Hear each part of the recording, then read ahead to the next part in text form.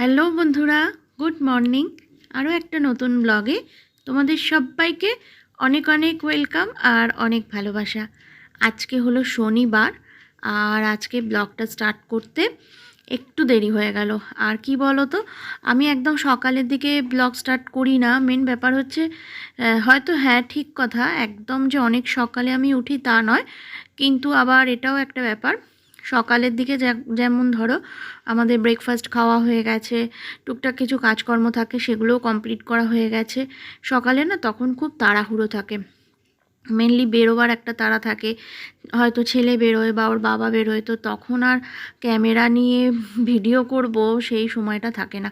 তো মনে হয় ওরা একটু বেরিয়ে গেল ওদের মতো, তারপর আমি একটু ধীরে সুস্থে ঘরের কাজেও হাত দেবো আর তখন ক্যামেরাটাও অন করব। তো তার জন্য আমার ব্লগটা স্টার্ট করতে একটু দেরি হয়ে যায়, মানে দেরি করেই একটুখানি সব গুছিয়ে নিয়ে তারপরেই ব্লগটা স্টার্ট করি। আর সকালে তো আমাদের ব্রেকফাস্ট খাওয়া হয়েই গেছে, আর এখন বিছানাটা গুছিয়ে নিলাম। আর জানলার পর্দাগুলো ভাবলাম সরাবো বা জানলাটাও খুলবো, কিন্তু দেখছি বেশ রোদ্দুর উঠেছে। তবে রোদ্দুরটা এখন উঠেছে, আমি ভয়েস ওভারটা পরে দিচ্ছি। আর কি বলো তো, তারপরে দেখলাম প্রায় 1 থেকে 1.5 ঘন্টা বাদে দেখলাম পুরো আকাশ কালো হয়ে গিয়ে প্রচুর ঝড়। আর বৃষ্টি খুব একটা সেই সময় হয়নি, বৃষ্টিটা আবার দেখলাম পরের দিকে হলো। তবে এখন কিন্তু সন্ধেবেলা, এখন আমি ভয়েস ওভার দিচ্ছি, এখন কিন্তু বৃষ্টি হচ্ছে। আর এই দেখো চাদর, রাত্রিবেলা গায়ে দেবার জন্য না 2টো চাদর বের করেছিলাম। তো এত রাত্রের দিকে ঠান্ডা লাগছে, তো চাদর ছাড়া একদম শোয়াই যাচ্ছে না। কি অবস্থা দেখো, একেই বলে কি বলবো, ওয়েদারের ওপর কোনো মানে কি বলবো, ওয়েদারটা হচ্ছে কারোর কন্ট্রোলে নয়। তো প্রকৃতির কাছে কিন্তু আজও আমরা সেই প্রকৃতিকে আজ আজ পর্যন্ত আমরা জয় করতে পারিনি। তো প্রকৃতির কাছে আমরা আজও কিন্তু হেরেই রইলাম। এই প্রচণ্ড কদিন আগে গরম ছিল, আর এখন আবার দেখো কি পরিমাণ ঠান্ডা, রাত্রে গায়ে চাদর না দিয়ে শোয়াই যাচ্ছে না। আর বিছানা গুছিয়ে জামা কাপড়গুলো বের করলাম, করে এখন মেশিনে দিয়ে দেবো। কদিন ধরে না ঠিকঠাকভাবে কাচাও হয়নি। মেন হচ্ছে কি বলতো, যা মানে ওই সব সময় যেন মনে হচ্ছে এই বৃষ্টি হবে, এই ঝড় দিচ্ছে। আর আমাদের ওপরে এত হাওয়া না বারান্দায়, তো যে কোনো জামা কাপড় দেবো কি, জামা কাপড় সব উড়ে চলে যাচ্ছে। ক্লিপ দেওয়া রয়েছে তাও জামা কাপড় উড়ে চলে যাচ্ছে, এত ঝড় দিচ্ছে। তো তার জন্য ঠিকঠাকভাবে না কাচাকুচি করতেও ভয় লাগছে, যে একবারে মেশিনটা চালাবো, অনেকগুলো জামা কাপড় দিয়ে কেচে নেবো, তো শুকুতে দেবো, তখন দেখবো আবার ঝড় দিয়েছে সব উড়ে বেরিয়ে গেল। তো কদিন আগেই না আমার পুরো গামছা উড়ে চলে গেছে জানো, কি বলবো। তো 2টো ক্লিপ দেয়া ছিল, সবে মাত্র দিয়ে একটুখানি ঘরে গেছি, তারপরেই এসেছি দেখছি গামছা আর নেই। সে তো গামছা 2 দিন বাদে খুঁজে পেলাম। তো যাই হোক, দেখো এবার জামাকাপড় কটা রয়েছে সেগুলো টুকটাক গুছিয়ে নিয়ে, এই দরজার পেছনে আমার এখানটা জামাকাপড় রাখার মতন জায়গা করা রয়েছে, এখানে গুছিয়ে রেখে দিলাম। আর এবার এই জিনিসপত্রগুলো একটু ডাস্টিং করে নিচ্ছি, টুকটাক যেগুলো রয়েছে। আর কি বলো তো বন্ধুরা, কী রকম ওয়েদার সেটাই তোমাদেরকে বলছি, যে এই প্রচণ্ড কদিন আগে দেখো কি পরিমাণ গরম ছিল, আর এখন দেখছি এমন অবস্থা হয়েছে। এখন আমি সন্ধ্যেবেলা ভয়েস ওভার দিচ্ছি, তো জানলা দরজা সমস্ত বন্ধ করে দিতে হচ্ছে।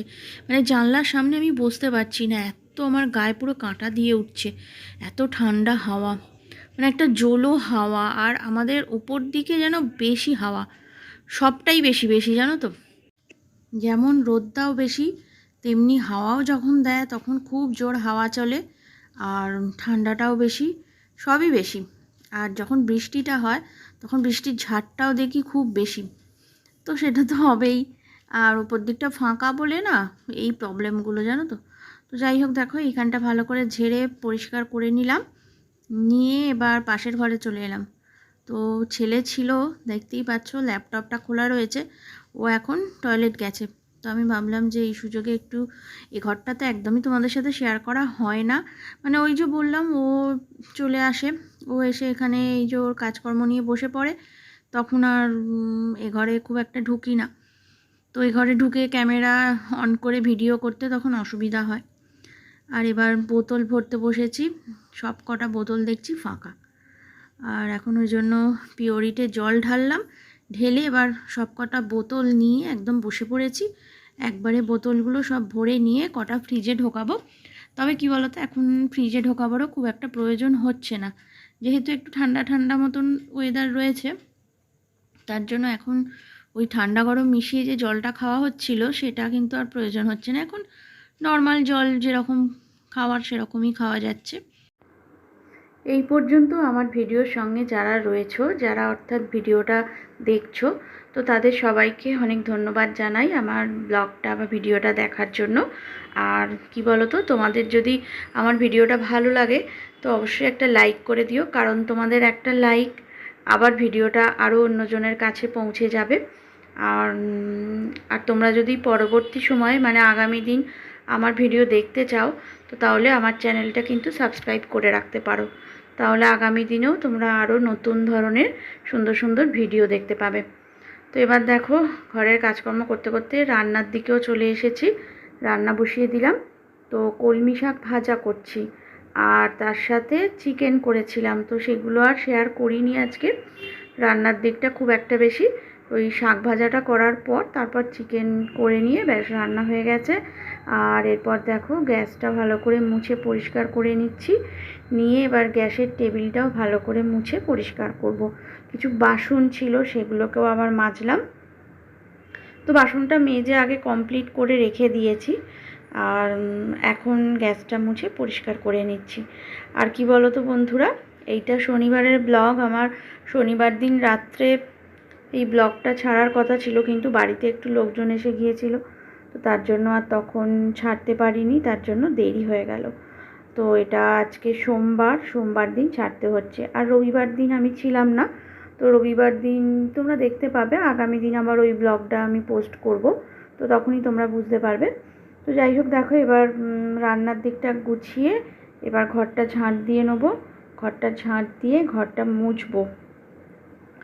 আর কি বলো তো বন্ধুরা, এখন শনিবারের কথাই বলছি, যে এই সময়টা এখন দেখছি বেশ আকাশ কালো করে এসেছে, একদম প্রচুর ঝড় দিচ্ছে। সমস্ত জানলা দরজা বন্ধ করে দিতে হয়েছে।